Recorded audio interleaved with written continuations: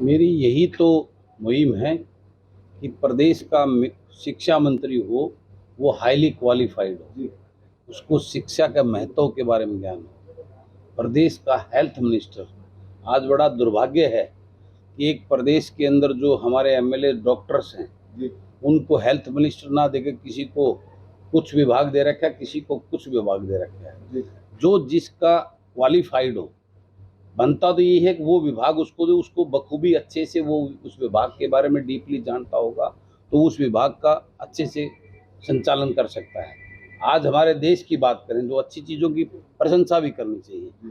प्रदेश के हमारे नितिन गडकरी जी हैं, he is a qualified engineer. उस सिविल इंजीनियर होने की वजह से जिस प्रकार का काम उन्होंने रोड में इंफ्रास्ट्रक्चर में किया है वो काबिल तारीफ है। वो इसलिए कि वो उस चीज़ के ज्ञाता हैं। हमारे यहाँ दुर्भाग्य ये है कि ऐसे लोगों को, जिनको यही नहीं पता कि इस विभाग की प्रॉपर सिस्टम क्या है, क्या कार्यशैली होनी चाहिए, ऐसे लोगों को रबड़ स्टैंप बनाकर उनको मंत्रालय दिए गए हैं, जिसकी वजह से आज प्रदेश इस हालात से गुजर रहा है। सर, आज आपने तमाम बातें तो रखी। नेट सेल में आज का मकसद क्या था, ये मीटिंग का जो आपका? नेट सेल में आज का मकसद आप सब मीडिया के साथियों के माध्यम से इस क्षेत्र के लोगों को अवेयर और जागरूक करने के लिए कि ये जिस प्रकार राजनीतिक दलों के गुलामों को ये राजनीतिक लोग टिकट देकर इनके बीच में छोड़ देते हैं, जो सिर्फ उनके लिए जीतते हैं, उनकी वाहवाही करते हैं, उनके जिंदाबाद के नारे लगाते हैं, जिनको इस प्रदेश के इस क्षेत्र के लोगों से कोई सरोकार नहीं, उनकी क्या तकलीफें हैं, क्या उनके लिए होना चाहिए, ऐसे नेताओं से बचकर प्रदेश की इस क्षेत्र के लोग, ऐसे लोगों को, युवा पढ़े लिखे ऊर्जावान अपने बेटों को, जो गरीबी का मतलब जानता हो, किसान की तकलीफ जानता हो, कर्मचारी छोटे व्यापारी की तकलीफ को जानता हो, गरीब के दर्द को समझता हो, किसान की हालत को समझता हो, उस पीड़ा को समझता हो, ऐसे अपने प्रतिनिधि, जब तक ये क्षेत्र के लोग इस, मैं क्या कहूँगा कि इस गुलामी की मानसिकता की सोच से बाहर निकलकर ऐसे अपने बेटों को अपना वकील चुनकर विधानसभा और लोकसभा में नहीं भेजेंगे, तब तक इनका भला नहीं हो सकता। एक परिवारवाद की बात चौटाला जी कह रहे हैं कि ये जो सरकार है ये लूट का गिरोह बन चुकी है, तो क्या कहेंगे इस बारे में? देखिए, ये सारे रिकॉर्ड में तो इतना ही कहूँगा, शायद मेरे प्रदेश के लोगों की मेमोरी बहुत कम है, जो जल्दी भूल जाते हैं। अदरवाइज ये नेता जो है, इनका सबका राज इस प्रदेश के लोगों ने देख लिया। कांग्रेस का देख लिया, भाजपा का देख लिया और इस चौटालाज का देख लिया। सबने नए नए आयाम स्थापित किए इस प्रदेश में अपने राज के टाइम पर, और आज ये उसी राज की भूख के चक्कर में ये राज घराने लगे हुए। इनको इस प्रदेश की खुशहाली का ध्यान तब नहीं, आज भी कुर्सी पे बैठे, तब इनको अहंकार और घमंड इतना होता था, इनको इस प्रदेश की जनता कीड़े मकोड़े लगती है। इसी बात के लिए मैं इस प्रदेश के लोगों के बीच में हूँ, आज आपके बीच में हूँ, कि इन राज घरानों से मुक्ति पाने के बाद ही असली लोकतांत्रिक सिस्टम शुरू हो सकता है। आज जब हमारे देश से जाकर कोई लंदन में, यूके के अंदर अच्छी सोच और अच्छे विजन की वजह से उस इंग्लैंड का प्राइम मिनिस्टर बन सकता है, उन लोगों ने ये नहीं देखा हमारा यहाँ का ये राजवाड़ा है, क्या है, कौन है। उन्होंने अच्छी सोच, अच्छी नीयत को, अच्छे विजन को चुनकर अपना प्रधानमंत्री बनाया है। आज लंदन सेंट्रल की एमपी जो बनी है वो हमारी सोनीपत की लड़की है। वो वहाँ इसलिए बनी है, वहाँ के लोगों ने ये नहीं देखा ये कहाँ की है, उन्होंने ये देखा इसकी विजन और सोच क्या है, इस देश और प्रदेश के हमारे लोगों के बारे में इसका क्या विजन है, क्या यह डिलीवरी देना चाहती है, इसलिए उसको अपना प्रतिनिधि चुनने का काम किया। जब वो सोच, हमारे लोग, हमारे नेता बात तो कंपैरिजन करते हैं विदेशों की, आज कितना बड़ा दुर्भाग्य है, आज हिंदुस्तान विश्व का नंबर 1 पॉपुलेशन वाला कंट्री बन गया है और यहाँ काम चल रहा है यूरोप की, अडानी की रेलवे लाइन बिछाई जा रही है। उसके पीछे कितना बड़ा ड्रॉबैक है, कितने लोग अनएम्प्लॉय हो जाएंगे, कितने ट्रक चलते हैं जो खड़े हो जाएंगे, उस ट्रक के माध्यम से कितने ढाबे चलते हैं, कितना गरीब उनको कोई चोटी बांधता है, कोई पंचर लगाता है, कोई का।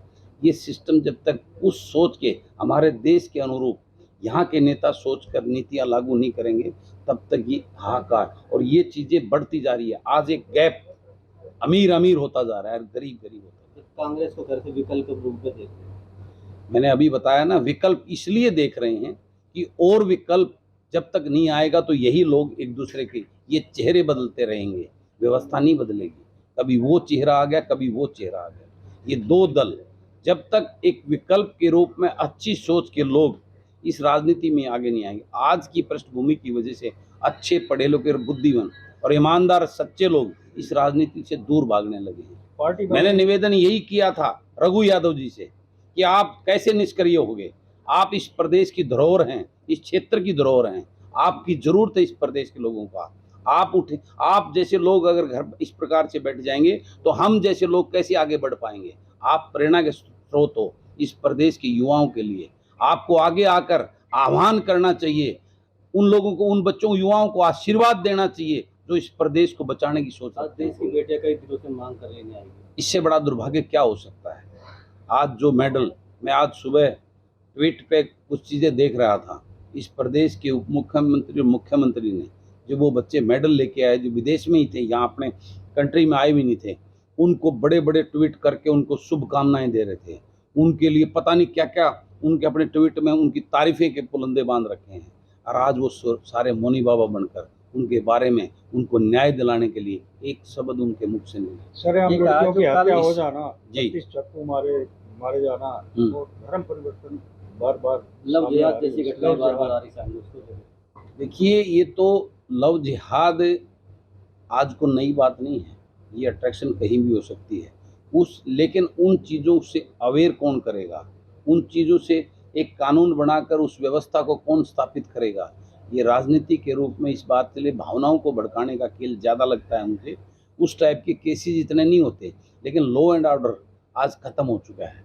आज जिस प्रकार से सिस्टम पहली बार ऐसा जो नीचे से लेकर ऊपर तक सिस्टम मंथली पे करके जो ना इस प्रदेश के अंदर चल रहा है, तो वो अपनी उगाही करने में लगे ज़्यादा रहते हैं। उनको इस प्रदेश की कानून व्यवस्था से कोई सरोकार नहीं है, जिसके कारण ये ऐसे नतीजे, ऐसी चीज़ें हमारे को देखने को मिल रही है। जनसंवाद हो रहा है, विरोध हो रहा है मुख्यमंत्री का जगह। बहुत अच्छी बात, मैं इसके लिए तो बधाई देता हूँ मुख्यमंत्री को। लोगों को कोई जरूरत नहीं करने की विपक्षी पार्टियों को, ये मुख्यमंत्री के जनसंवाद तो चलते रहने चाहिए। तो लोग अपने आप उनको बता रहे हैं और उसके रिजल्ट बहुत अच्छे आएंगे। प्रदेश में उनको फ्री की चीज़ें नहीं, 5 किलो अनाज गरीब को नहीं, उसका शोषण नहीं करना चाहता। उसकी गरीबी और आर्थिक की मजबूरी के लेकर आज ये 5-5 किलो राशन देकर उस गरीब की गरीबी का शोषण कर रहे हैं। उस गरीब को उसका हक चाहिए। उस गरीब को कम से कम 700 रुपये पर डे की दिहाड़ी चाहिए, ताकि वो अपने हक से अपनी ज़िंदगी जी सके। जब उस गरीब को 700 रुपये डेली की उसको काम मिलेगा, उसको 20,000 रुपये महीना आएगा, उसको ना फ्री बिजली की ज़रूरत है, ना फ्री राशन की ज़रूरत है। ये सबसे कर्ज के लिए मैंने बताया ना, जब ये मेरा प्रदेश दिल्ली हमारी कैपिटल को 3 तरफ से हरियाणा प्रदेश ने घेर रखा है, लेकिन हम किसी भी ना इंडस्ट्री लेके आ पाएंगे, ना कोई हम युवाओं के लिए और कोई, अगर हम इंडस्ट्री बड़ी बड़ी कंपनियों को यहाँ लेके आएंगे, उससे हमारा रेवेन्यू बढ़ेगा, जिससे हमारा कर्जा कम होगा, उससे हमारे को एम्प्लॉयमेंट मिलेगी मेरे प्रदेश के युवाओं को। वो सब हम आज हरियाणा प्रदेश अनसेफ, हिंदुस्तान का सबसे अनसेफ स्टेट हो गया है। जब इतना क्राइम बढ़ के अनसेफ हो गया, कौन इंडस्ट्री यहाँ लगाना चाहेगा, कौन बड़ी कंपनियां यहाँ स्थापित करना चाहेगा। इसकी चिंता किसी राजनीतिक दल को एक आखिरी सवाल कर रहे हैं जी। आपसे, अभी आप बात कर रहे थे कांग्रेस ने 90 6,000 पेंशन देने की घोषणा की है। आपकी पार्टी क्या कुछ ज्यादा करेगी या ये रेवड़ी बांटने का जो काम है ना, ये बहुत खतरनाक है। चलो 90 मैं उन बुजुर्गों को फ्री स्वास्थ्य सेवाएं देने में विश्वास करूंगा। उनके बुढ़ापे में कोई ऐसी सुविधा ना हो, उसके लिए जो उनकी ज़रूरत होगी उसको देने का काम करूंगा। गरीब को उसकी गरीबी के नाम पर जो है ना, वो फ्री राशन नहीं, उसको उसका हक देने का काम करूंगा।